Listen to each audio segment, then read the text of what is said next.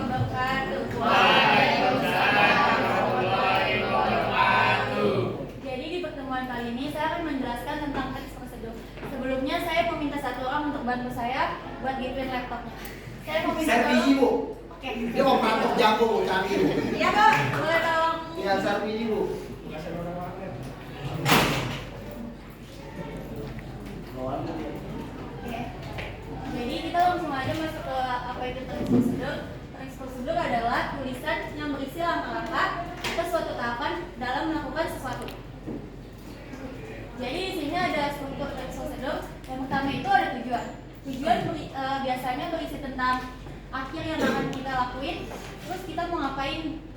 Terus tujuan juga dapat berupa judul. Terus ada yang kedua itu ada material.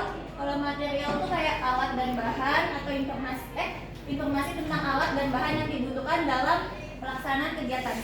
Izin, Bu. Mohon maaf ya, Bu. Saya mau tanya, Bu. Kata Ibu kan tadi material bahan. Yang saya tahu, Bu, servisi anak futsal, Bu. Yang saya tahu nih, Bu, logika nalar saya, Bu. Kalau mau ekskul latihan futsal, bisa nggak, Bu, tanpa bahan, Bu?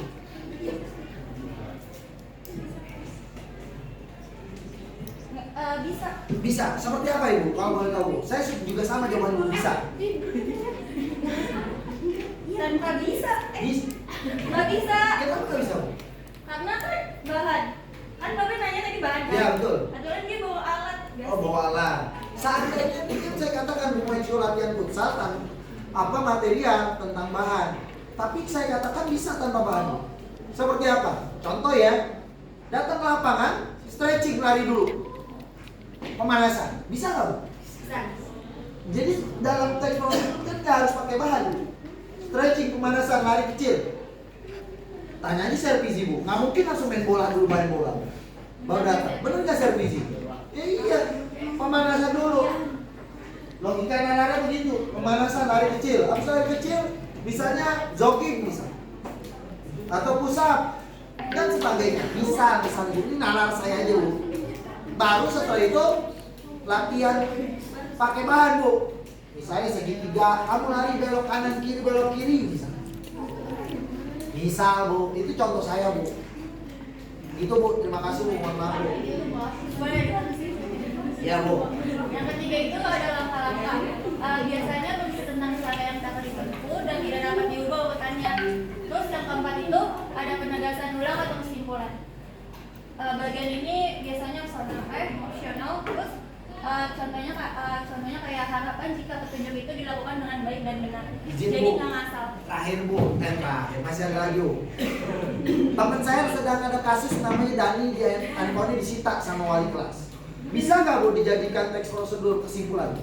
Bisa. Seperti apa, Bu? Sebaiknya Dani tidak main handphone dulu. Oh gitu ya, Bu ya. Sebaiknya Dani tidak menggunakan handphone pada saat ada pelajaran dengan guru di kelas gitu ya, Bu ya. Terus kesimpulan itu doang aja, Bu? Atau ada lagi? Kesimpulannya jangan main HP di dalam kelas karena harapan jika petunjuk itu dilakukan dengan baik dan benar. Jangan main HP di dalam kelas. Terima kasih, Bu. Ibu.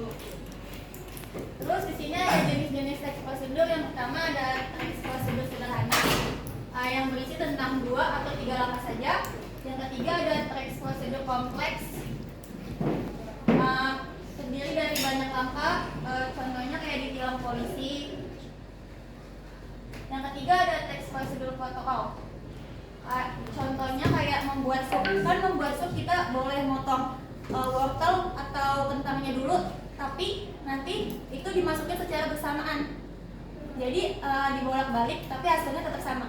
Toh juga kalau dimasukin wortel atau kentangnya kalau dimasukin wortel atau kentangnya beda kan nanti dia nggak bisa matang. Jadi kita sama wortelnya harus dimasukin secara bersamaan. Di sini ada kaidah kebahasaan. Yang pertama menggunakan kerja perintah.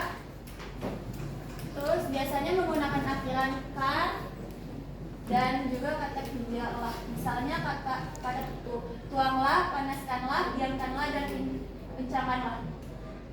Dua ada menggunakan kata teknis. Contohnya ketika tentang menjelaskan manfaat brokoli dan sayuran hijau untuk kesehatan tubuh.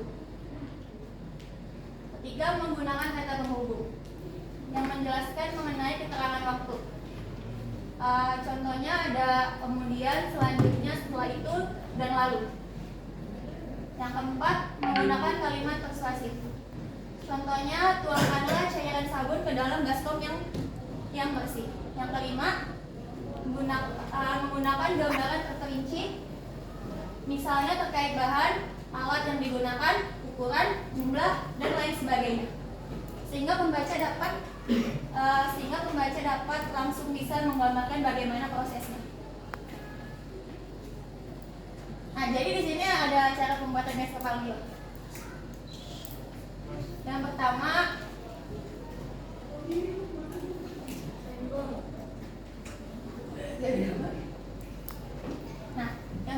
kita masuk ke alat dulu. Kita harus siapkan 1 sendok makan, mangkok kecil, sama gelas kecil. Sendok, mangkok sama gelas.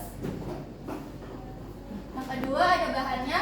Bahannya 1 saset Milo bubuk, 1 susu saset, es batu, air sama gula. Nah, sekarang kita masuk ke langkah membuat es kepal Milo.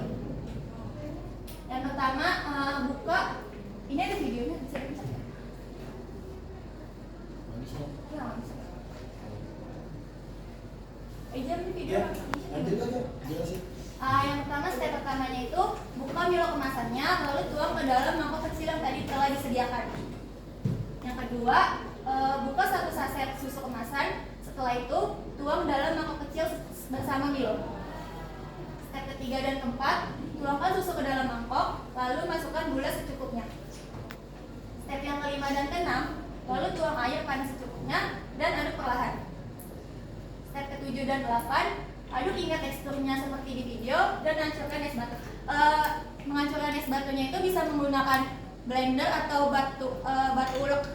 Kan kalau di sini saya menggunakan batu ulek karena kalau pakai blender nanti domain banget saya. Oke, selesai. Jadi ada pertanyaan?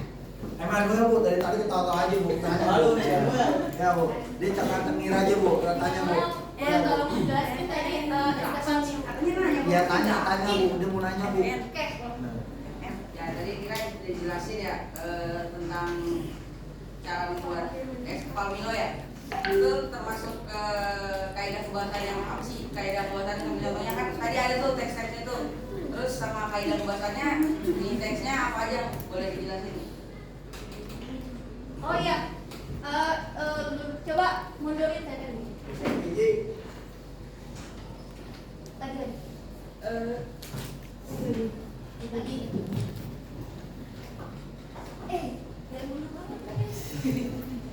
Oke, tadi. Step 1 nah. Nih lalu. Tadi ada dalam kata kerja. Apa? Kalimat bukan ketias Bu.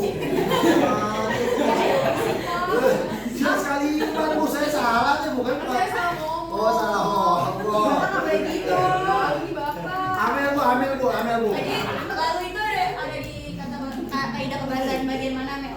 Bagaimana? Bagaimana? Saya nggak ngerti Bu. Tadi kan saya kan contohnya lalu. Iya. Terus Immanuel nanya Iya. bagian dalam kaidah kebahasaan. Iya. Terus saya nanya Amel, lalu itu ada dalam kaidah kebahasaan di bagian mananya? Oh iya, bagian mana? Itu gimana tuh Mel? Karena tadi dia bilang kalimat lalu. Bapak astagfirullahaladzim. Iya kan dia kan kalimat itu biasa ya. Menurut saya tipu. Oh gitu ya. Amel. Lalu itu termaksud Temporal Bu katanya Bu. coba kita mundur ya Oh iya. supaya kita Ibu tahu senang benar maju apa mundur, enggak. senang maju Ih, mundur. kita membuktikan. Oh iya. Benar apa enggak? Iya. Kan jadi bingung Bu saya. Maju Coba mundur. cek. Ih, kan ini Dimas. Kaidah tadi.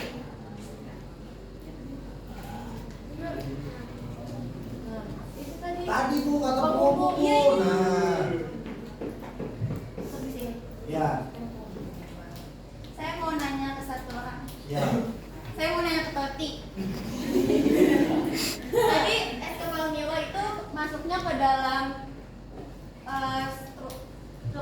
struktur yang mana? Oh, Tadi kayak itu bahasanya yang mana? Jenis Iya, kali jenis. Bu, jenis banyak banyak Ibu kali. tapi- Belum sarapan ya Bu. Nah, Protokol Bu, protokol. Ya, betul. Benar.